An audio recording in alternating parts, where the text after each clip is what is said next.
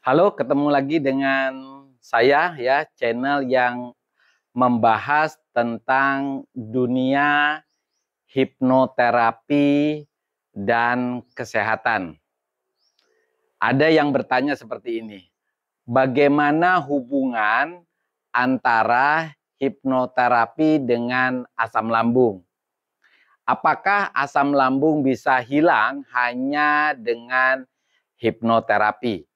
Nah, kali ini videonya dokter membahas tentang hubungan antara hipnoterapi dan asam lambung ya. Apakah bisa sembuh dengan hipnoterapi? Jawabannya tentu bisa ya. Jadi kalau kita bicara soal asam lambung, kita bicara dulu anatominya ya. Dari mulut turun ke bawah itu ada pintu kerongkongan bagian atas, turun lagi ke kerongkongan di daerah dada, habis itu ketemu lagi di bawah di daerah ulu hati, namanya kerongkongan atau pintu kerongkongan bagian bawah, baru lambung. Nah, kalau secara normal pintu bagian bawah kerongkongan ini harusnya tertutup kecuali dia makan atau minum. Tapi karena keadaan tertentu, walaupun tidak makan dan minum, pintu bawah kerongkongan ini bisa terbuka.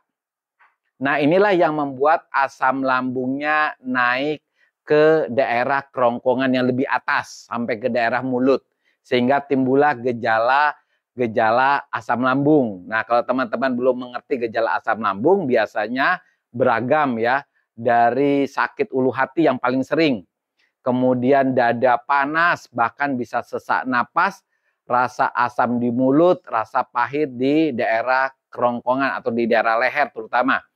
Nah, penyebab eh, pintu kerongkongan bagian bawah ini terbuka banyak sebabnya ya. Di antaranya adalah efek samping obat-obat tertentu. Kemudian makanan-makanan tertentu juga bisa mengakibatkan demikian. Gangguan hormonal, sehingga banyak wanita yang hamil itu mengalami gejala asam lambung karena perubahan hormonalnya.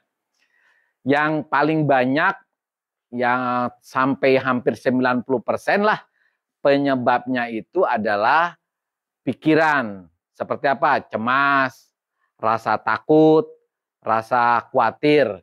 Nah, di mana letak hubungan antara cemas tadi dengan hipnoterapi adalah pikiran bawah sadar. Jadi cemas, takut, dan khawatir itu sebenarnya terletak di pikiran bawah sadar seseorang. Dia tertanam di situ.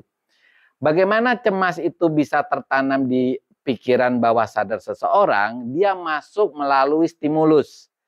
Ya, stimulus itu bisa diterima pada waktu dia kecil atau beberapa tahun yang lalu.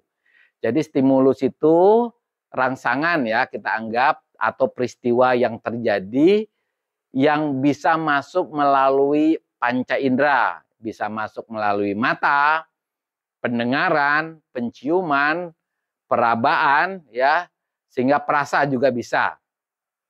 Contohnya lah ketika seseorang mengalami bullying ya di waktu kecil di sekolah.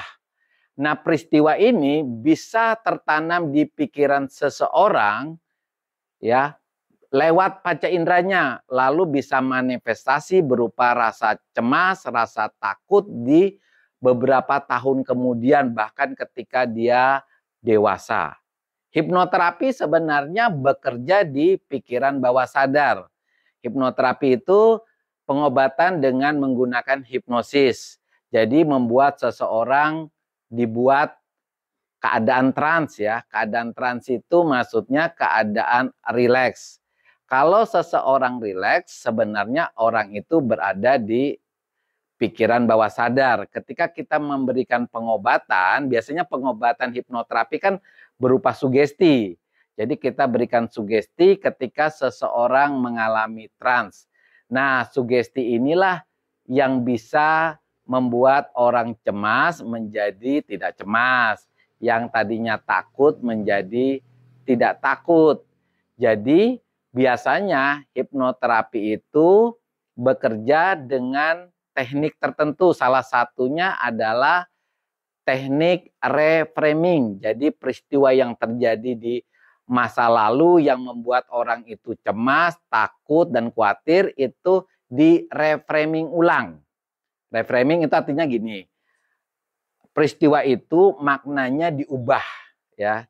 Yang tadinya peristiwa bullying itu membuat seseorang itu down, rendah diri, tidak percaya diri, kita maknanya kita ubah. Sehingga setelah mengalami proses hipnoterapi dengan teknik tertentu, salah satunya adalah reframing, orang itu menjadi orang yang tidak cemas lagi, menjadi orang yang berani, menjadi orang yang lebih percaya diri. Nah, ketika hipnoterapi itu berhasil, berarti kan cemasnya hilang nih.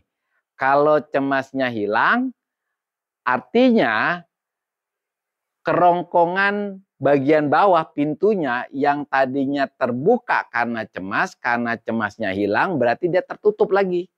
Kalau dia tertutup, berarti asam lambungnya kan tidak naik lagi ke atas. Kalau tidak naik lagi ke atas, berarti gejala-gejala asam lambungnya secara otomatis kan akan hilang. Gejala seperti tadi yang dokter bilang, nyeri ulu hati, dada panas, sesak napas, rasa pahit di mulut itu hilang. Nah, disinilah hubungannya.